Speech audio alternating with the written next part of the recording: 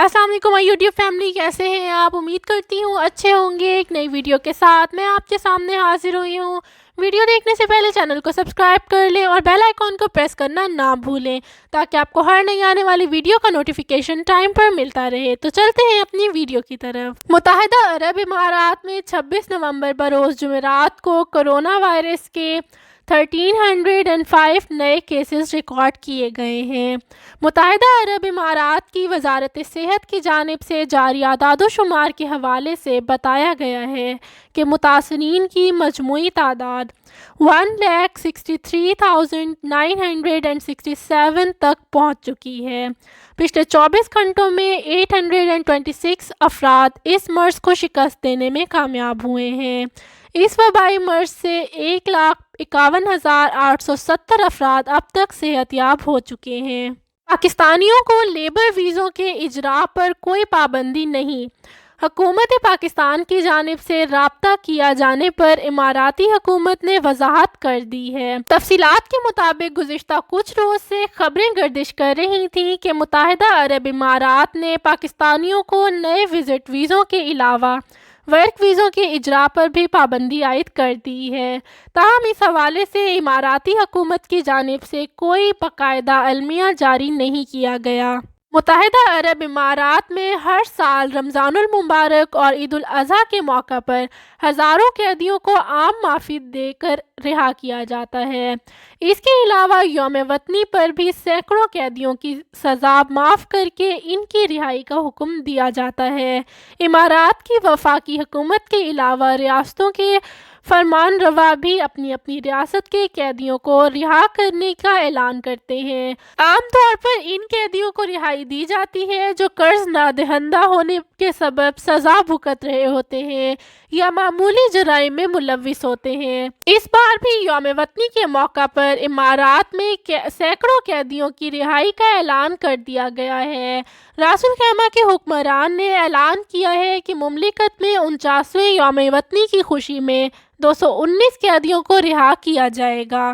حکام کے مطابق ان قیدیوں کو رہا کیا جا رہا ہے جو مالی معاملات میں ملوث تھے اور نادہندہ ہونے کے باعث انہیں عدالتوں نے سزائیں سنائی تھیں۔ رہائی سے قبل ان کے ذمہ واجب الادا رقوم بھی اماراتی حکومت کی جانب سے ادا کی جائیں گی اور ان قیدیوں پر عائد جرمانے بھی معاف ہو جائیں گے۔ اماراتی ریاست شارجہ کے ساحلی علاقے الہیرا بیچ پر ایک انتہائی المناک واقعہ پیش آیا ہے جس میں ایک بھارتی شخص اپنی کمسن بیٹی سمیت سمندر میں ڈوب کر جاں بحق ہو گیا ہے۔ خلیج ٹائمز کے مطابق بھارتی ریاست کیرلا سے تعلق رکھنے والا 47 سالہ اسماعیل 5 بچوں کو بچانے کی خاطر گہرے پانی میں کود گیا، جن میں اس کے بھائی کے 2 بچے کے علاوہ اس کی اپنی 2 بیٹیاں بھی شامل تھیں۔ یہ بچے گہرے پانی میں جا کر غوطے کھانے لگے تو اسماعیل ان کی جان خطرے میں دیکھ کر گہرے پانی میں چلا گیا۔ اسرائیلی وزیر اعظم کی جانب سے اگلے ہفتے متحدہ عرب امارات کے دورے کا بھرپور امکان ہے۔ میڈیا رپورٹرز کے مطابق اسرائیلی وزیر اعظم کی جانب سے یہ دورہ UAE کے نیشنل ڈے کی تعطیلات کے دوران کیا جائے گا، جسے اسرائیلی میڈیا کی جانب سے ایک تاریخی دورہ قرار دیا جا رہا ہے۔ دبئی کی حکومت نے ڈرائیورز اور گاڑی مالکان کو ایک بڑی سہولت دینے کا اعلان کیا ہے جس کے تحت وہ اپنے ٹریفک جرمانے قسطوں کی صورت میں فون کے ذریعے بھی ادا کر سکتے ہیں۔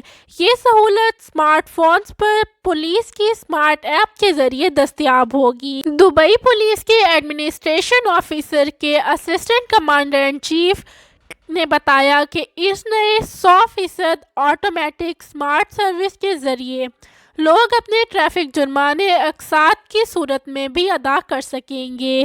یہ سروس 24 گھنٹے دستیاب ہوگی۔ اس سال کورونا وبا کے باعث یوم وطنی کی تقریبات کے حوالے سے پہلی جیسی رونق دکھائی نہیں دے گی۔ ابوظہبی پولیس نے لوگوں کی صحت کے تحفظ کے حوالے سے اہم گائیڈ لائنز کا اعلان کر دیا ہے۔ کورونا وبا کے باعث ایک کار میں 3 افراد سے زیادہ لوگ نہیں بیٹھ سکتے۔ ڈرائیورز کے علاوہ صرف 2 افراد سفر کر سکتے ہیں۔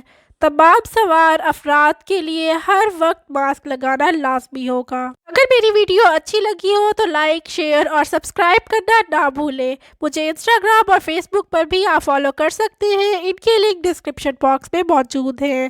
ویڈیو کو مکمل دیکھنے کے لیے بہت بہت شکریہ۔